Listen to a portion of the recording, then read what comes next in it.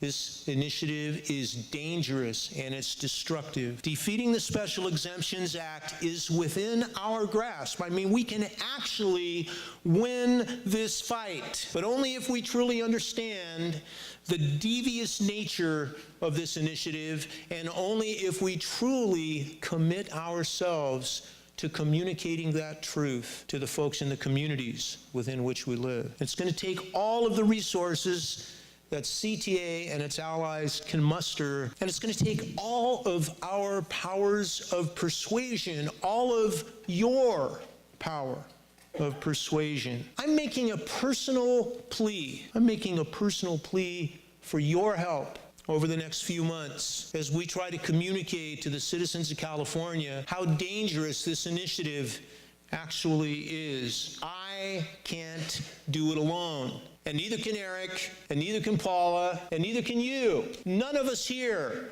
have what it takes to do it alone. But together, standing shoulder to shoulder, to the degree that we're able to come together all for one and one for all, we've actually got a chance to beat this back. And I don't want you to be fooled by what the wealthy proponents of Prop 32 claim is political reform, and you're hearing this in your buildings from our own members. The proponents are saying that they want to take back California for the social good. What they want is they want to take back California for Wall Street. They want to take back California for real estate developers. They want to take back California for hedge fund managers and millionaires and billionaires. It's plain and simple.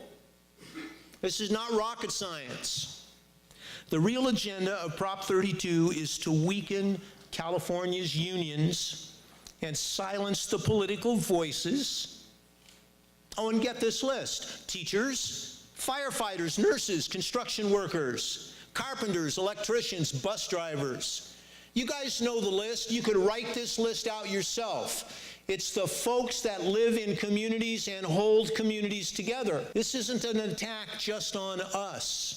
This is an attack on the communities within which we live. And you know what? They really do believe that they're going to be able to pull this off, in which case they're going to be wielding much more political influence than they already have. Now, many people don't know that getting this on the ballot was masterminded by the conservative Lincoln Club of Orange County.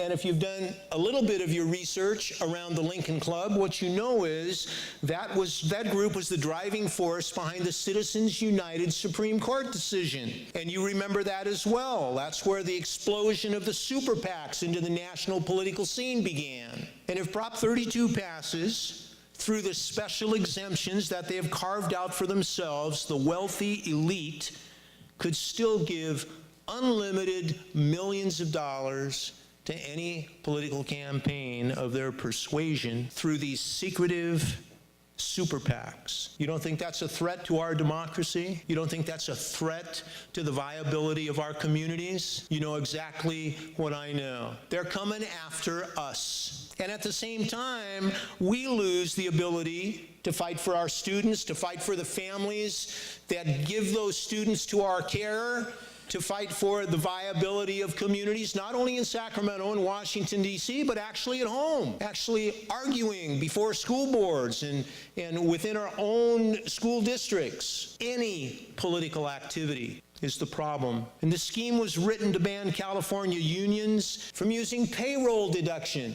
And they even say it bans payroll deduction from corporations just as well. It's fair. I'm still looking for the corporation that uses payroll deduction to get their money. They get their money from profits.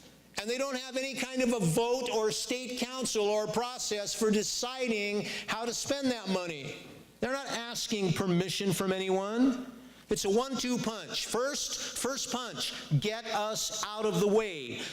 Prohibit us from speaking up, not only for our students in schools and profession, but speaking up for the people in the communities that are supporting us just as well. And second punch, go after all that stuff they just like to get anyway. How about our right to bargain collectively? How about our secure retirement pension. That's what the agenda is here. So let's raise our voices. Let's raise them a little bit louder, maybe even louder, because we know that when we talk to the people in those communities, they listen to us. They believe in who we are. And the corporations already outspend unions by a ratio of 15 to 1. Oh yeah, by the way, 15 to 1, like for every $15 they pay, we put in about $1. Now they're coming after that dollar.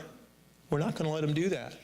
Yeah, we're not going to let them silence our voices. Man, here it is. You know, the CTA president talking about politics. You guys get that same thing in your chapters. Why do we have to be dealing with politics? I'm a teacher. I'm a kindergarten teacher from Vacaville, for crying out loud. What do we say when our colleagues and our neighbors ask us, why do you have to be engaged in politics? Why won't CTA stay out of politics? Here's what I say. I say, look, I'll stay out of politics when politics stays out of my classroom. I'll stay out of politics when California doesn't have the largest classrooms in the whole doggone country.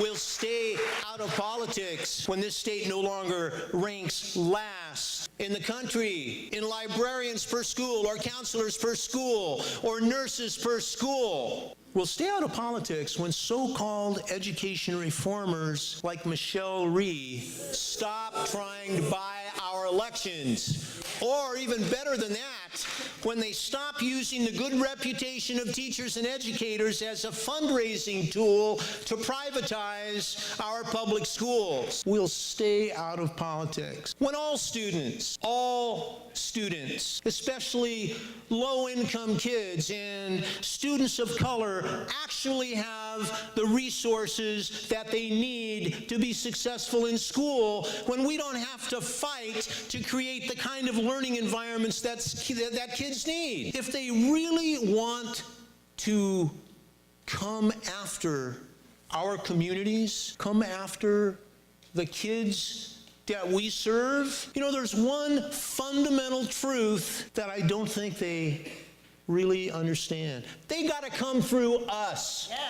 They got to come through us. I think they're in for quite a surprise.